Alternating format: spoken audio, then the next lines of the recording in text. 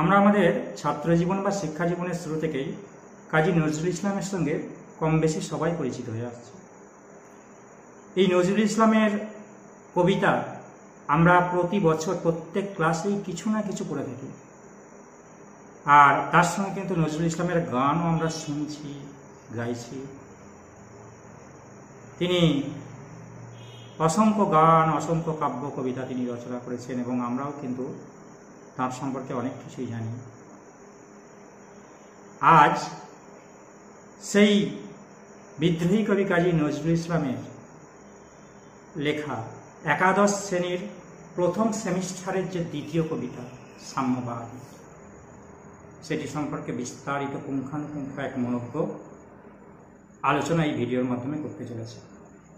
তোমরা প্রথম থেকে শেষ পর্যন্ত সম্পূর্ণ ভিডিওটি শুনবে এবং দেখবে, তাহলে এই কবিতা সম্পর্কে আর কারো কোনো রকম দ্বিধা সংকোচ থাকবে না, বা সমস্ত প্রশ্নের অ্যান্সার বা উত্তর তোমরা খুব সহজেই সমাধান করতে পারবে। মূল কবিতাটি আসার আগে আমরা নজরুল সম্পর্কে কিছু কথা বলে নিই।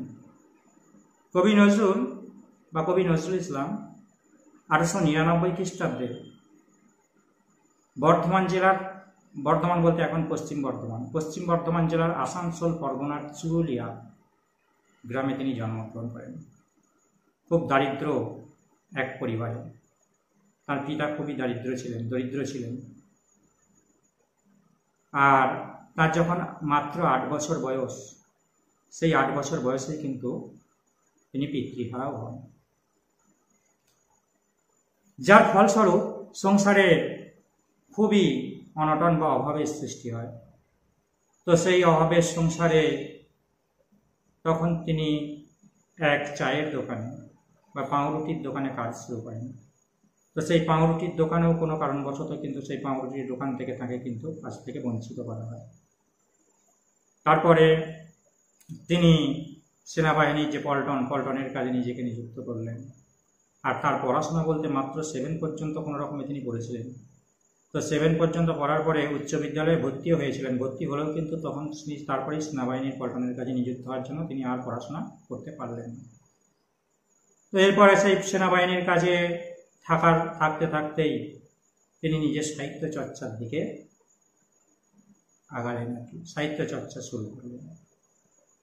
এই সাহিত্য চর্চা, তার প্রথম যে সাহিত্য চর্চা তিনি কি বিষয় নিয়ে করলেন না, সেই সময় আমাদের ভারতবর্ষ পরাধীন, ব্রিটিশ সরকার, ইংরেজ সরকার তখন প্রতি মুহূর্তে কিন্তু ভারতবর্ষের উপর শাসন, শোষণ, অত্যাচার, নিপীড়ন চালাচ্ছে। আর সেই সময় প্রতিবাদ করার মতো কেউ নেই। আর কবি তখন কি করলেন, লেখনী ধারণ করলেন, ব্রিটিশ সরকারের বিরুদ্ধে তিনি কলম ধরলেন। তার কবিতার মাধ্যমে, গানের মাধ্যমে তিনি প্রতিবাদ করলেন। তো তার যে সমস্ত কাব্য কবিতা বা গান, সব কিছুর দুটো দিক। একটা হচ্ছে ওই ব্রিটিশ বিরোধী, যে তার জন্য তাকে বলা হয় কি বিদ্রোহী কবি। প্রথমেই তাকে বলা হতো দুঃখু মিয়া, খুব দুঃখে জীবন যাপন করতেন বলে, খুব দরিদ্রের সংসারে জন্মগ্রহণ করা বলে তাকে দুঃখু মিয়া বলা। তারপর কবিতা জগতে যখন গেলেন, বিদ্রোহমূলক কবিতা, প্রতিবাদমূলক কবিতা রচনা করতে লাগলেন, ব্রিটিশ বিরোধী কবিতা যখন লিখলেন, তখন তিনি হয়ে গেলেন বিদ্রোহী কবি। এই যে বিদ্রোহী, তাহলে একটা দিক তার কাব্য বা কবিতার একটা দিক কি বললাম না, তিনি হলেন বিদ্রোহী কবি, যেহেতু ব্রিটিশ বিরোধী সমস্ত কাব্য কবিতা লিখেছেন এবং আমাদের ভারতবর্ষের সেই স্বাধীনতা সংগ্রামী বীর বিপ্লবী তরুণদেরকে আহ্বান জানিয়েছেন, উৎসাহিত করেছেন সেই ব্রিটিশদের বিরুদ্ধে রুখে দাঁড়ানোর জন্য, এগিয়ে যাওয়ার জন্য, তাদের কারাগারকে ভেঙে ফেলার জন্য। তোমরা ভাঙার গান একটা করেছো, ভাঙার গান কবিতা বলেছে, কারাগার লোহকাবাকে ভেঙে ফেলতে হবে লোকা, তাই না? তো সেই কারাগার, ব্রিটিশদের যে কারাগার, সেই কারাগারকে ভেঙে ফেলার জন্য এবং ব্রিটিশ শক্তিকে উচ্ছেদ করে আমাদের ভারতবর্ষকে স্বাধীন করার জন্য তিনি সবসময় স্বাধীনতা সংগ্রামী তরুণদের উৎসাহিত করেছেন, সাহস জুগিয়েছেন, আর ওই গানের মাধ্যমে, কবিতার মাধ্যমে। আর একটা দিক কি, আর কিছু কাব্য কবিতা তিনি লিখেছেন যেগুলো হচ্ছে সাম্যের, সাম্য মানে সমতা। সমস্ত ধর্ম, সমস্ত জাতি, সমস্ত বর্ণ, সমস্ত সম্প্রদায় নির্বিশেষে এক কথায় জাতি ধর্ম বর্ণ সম্প্রদায় নির্বিশেষে সমস্ত মানুষ এক, অর্থাৎ সমস্ত মানুষের একটাই পরিচয় যে আমরা মানুষ। আমাদের মানবিকতাটাই হচ্ছে বৃহৎ, বড়, শ্রেষ্ঠ, তাই না? তাহলে সব কিছুকে, সমস্ত ধর্মকে, সমস্ত ধর্মশাস্ত্রকে, সমস্ত জাতিকে, সমস্ত উপজাতিকে, সমস্ত সম্প্রদায়কে তিনি সব কিছুর মধ্যে একটা সমতা নিয়ে আসতে চেয়েছেন আর এই গান বা কিছু গান বা কবিতার মাধ্যমে। তো আলোচ্য আমরা এখন যে কবিতাটা পড়তে চলেছি, এই কবিতাটাও সেই রকমই একটা কবিতা। কবিতার নাম সাম্যবাদী। সাম্যযুক্ত বাদযুক্ত ই। কবিতাটার মূল কাব্যগ্রন্থের নাম হচ্ছে সাম্যবাদ, কবিতার নামও সাম্যবাদ। কবিতাটা আগে সর্বহারা কাব্যগ্রন্থের অন্তর্ভুক্ত হয়েছিল। নজরুল ইসলাম তার জীবনে অসংখ্য গান যেমন রচনা করেছেন, তার 14 বছর যখন বয়স, 14 বছর বয়স পর্যন্ত তিনি 3000-এর বেশি গান রচনা করে ফেলেছেন, গান গেয়েছেন। আর মাত্র যখন 24 বছর বয়স, সেই 24 বছর বয়সের মধ্যেই তিনি প্রায় 50টির বেশি কাব্যগ্রন্থও তাঁর প্রকাশিত হয়ে গেছে।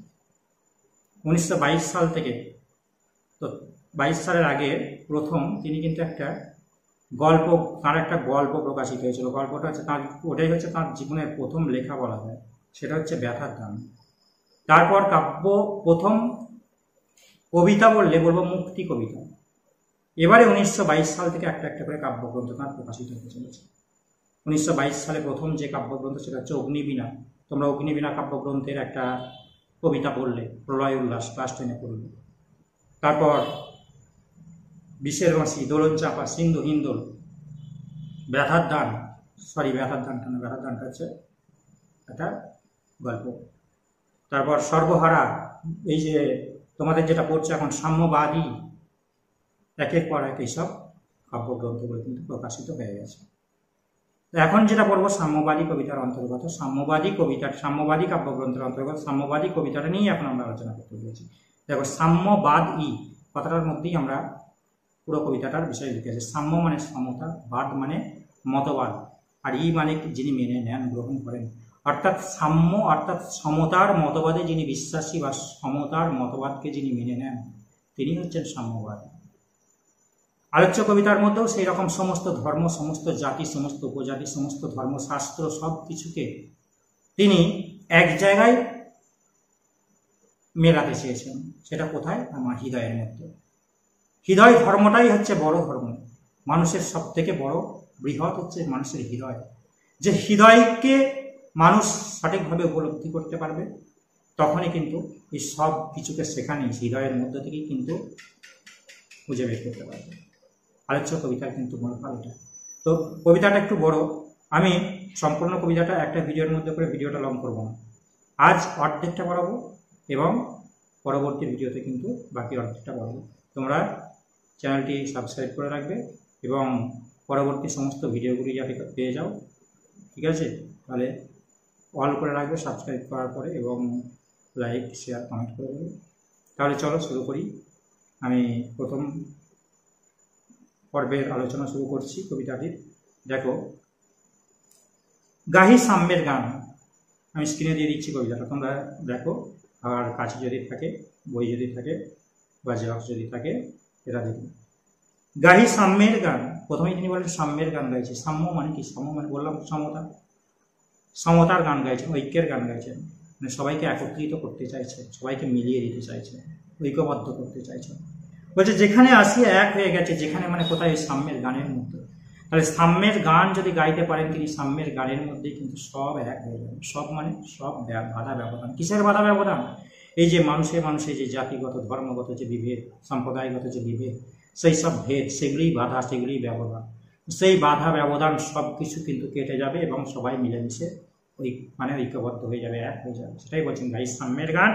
যেখানে আসিয়া এক হয়ে গেছে, যেখানে মানে কি? ওই সাম্যের গানের মধ্যে। যেখানে মিশেছে হিন্দু, বৌদ্ধ, মুসলিম, খ্রিস্টান। তাহলে যেখানে মিশেছে মানে কোথায়? ওই সাম্যের গানের মধ্যে। কারা কারা মিশেছে? এখানে 4টে ধর্ম আছে, হিন্দু, বৌদ্ধ, মুসলিম, খ্রিস্টান। দেখো, এই যে হিন্দু, বৌদ্ধ, মুসলিম, খ্রিস্টান এইগুলো দিয়েছে, এগুলো কিন্তু পরপর তোমাদেরকে মনে রাখতে হবে। কবিতাটা মুখস্থ করে রাখলে ভালো। কেন? তোমাদের এমন প্রশ্ন দেবে যে কবিতার মধ্যে যে ধর্মগুলির কথা বলা হয়েছে, আমাদের পরপর গিয়ে দেবে, একটা অপশনে থাকবে হিন্দু বৌদ্ধ মুসলিম খ্রিস্টান, একটা অপশনে থাকবে বৌদ্ধটা গিয়ে দেবে বৌদ্ধ হিন্দু খ্রিস্টান মুসলিম, এরকম করে ওলট পালট করে দেওয়া হবে। তোমাদেরকে সিরিয়ালটা ঠিক রাখতে হবে। গাই সাম্যের গান বলছেন, সেই জন্য তিনি কি সাম্যের গান গাইছেন, সব ধর্মকে একসঙ্গে মেলানোর জন্য। বলছেন কে তুমি, প্রশ্ন করছেন, তুমি কেউ নও।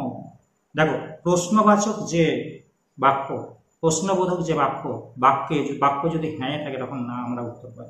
বলছেন কে তুমি, তুমি কেউ নও। পার্সি, না পার্সিও নও। জৈনও নও। ইহুদিও নও। সাঁওতাল, ভিল, গারো, বলছেন কোনো কিছুই নও। কনফুসিয়াস, চারবাক, চেলা, বলে যাও, বলো আরো। দেখো এইগুলো কি পার্সি, হ্যাঁ, যেটা ইরানের পার্সি জাতি। জৈন, মহাবীর প্রচারিত যে জৈন, মহাবীরের ধর্ম হচ্ছে জৈন। আর ইহুদি ইসরায়েলের, ঠিক আছে। মুসলিমদের বলা হয় ইহুদি। আর সাঁওতাল, ভিল, গারো, এগুলো কি, সাঁওতাল হচ্ছে আদিম উপজাতি, ভিল, গারো হচ্ছে পার্বত্য উপজাতি। তাহলে এখানে তিনটে জাতি, তিনটে উপজাতির কথাই কিন্তু এই কবিতার মধ্যে মনে রাখতে হবে। তিনটে জাতি, প্রথম তিনটে পার্সি, জৈন, ইহুদি, সাঁওতাল, ভিল, গারো, এরা হচ্ছে উপজাতি। কনফুসিয়াস মানে চীনা দার্শনিক কনফুসিয়াস, যিনি নাস্তিক।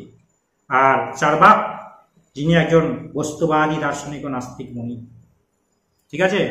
হ্যাঁ, চারবাক মনে রাখবে। তাহলে দুজন নাস্তিকের কথা, নাস্তিক দার্শনিকের কথা এখানে কিন্তু পেলাম।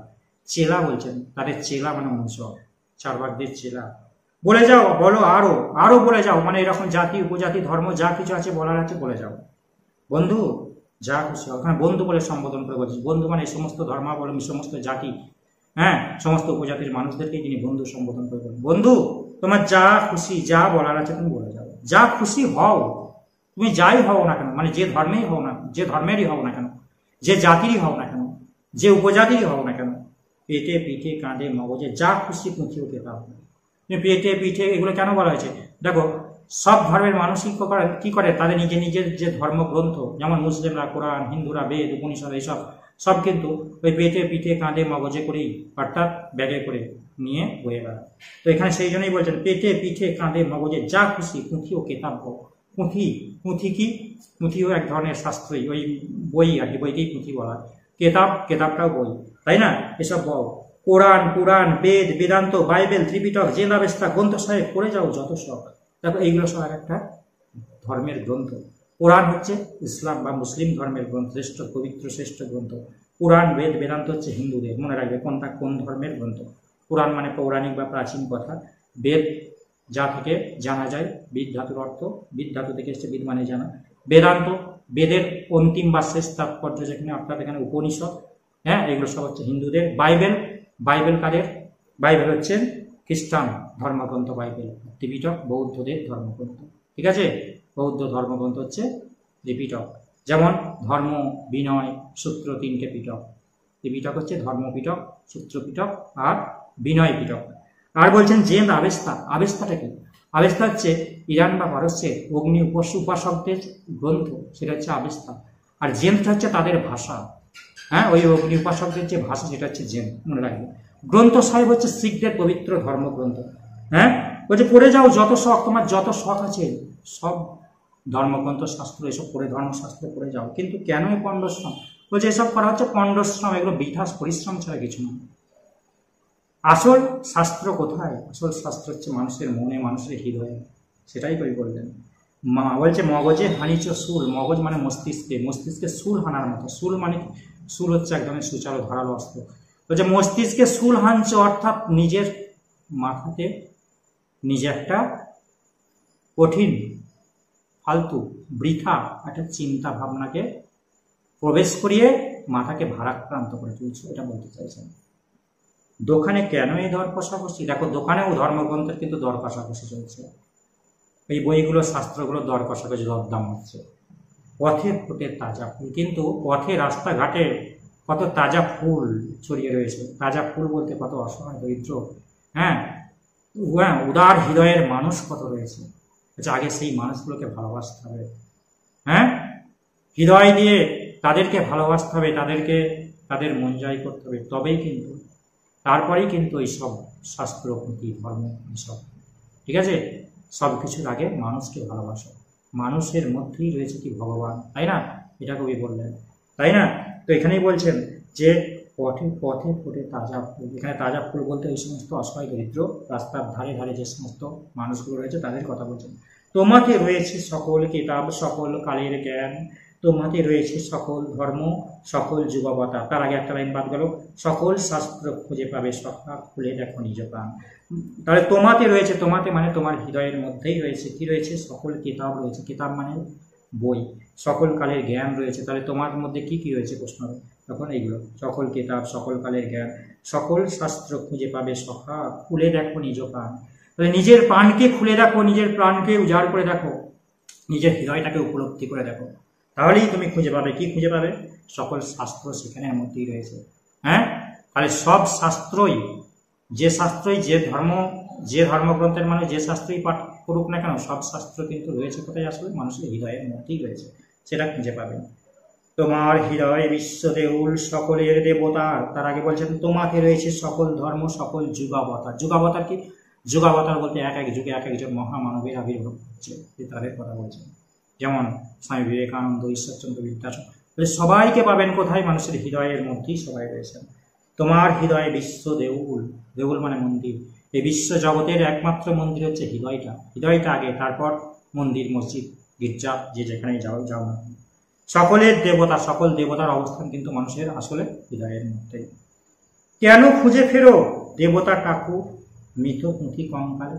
বলছে তোমরা বৃথা খুঁজে বেড়াচ্ছ দেবতা ঠাকুরকে। কোথায়? ওই মৃত পাথরের মাটির মূর্তির মধ্যে। আসলে দেবতার অবস্থান কোথায়? মানুষের হৃদয় মন্দিরের মধ্যে। এই হচ্ছে ব্যাপার। বলছে কেন খুঁজে ফেরো দেবতা ঠাকুর, মৃত পুঁথি কঙ্কালে, হাসিছেন তিনি অমৃত হিয়ার নিভৃত অন্তরালে। বলছে তিনি হাসছেন। তিনি মানে কে? এখানে দেবতা। যে দেবতাকে তোমরা এই মূর্তির মধ্যে খুঁজে বেড়াচ্ছ, কঙ্কালের মধ্যে খুঁজে বেড়াচ্ছ, আসলে সেই দেবতা এখন ব্যঙ্গের হাসি হাসছে তোমাদের জন্য, তোমাদের এইরকম কীর্তি দেখে, কাণ্ড দেখে। হ্যাঁ, তিনি আসলে অবস্থান করছেন কোথায়? দেবতা আছেন কোথায়? তোমাদের নিজেদের হিয়া, অমৃত তুল্য হৃদয়ের সেই নিভৃত অর্থাৎ নির্জন গোপন সেই অন্তরালের মধ্যেই লুকিয়ে রয়েছে।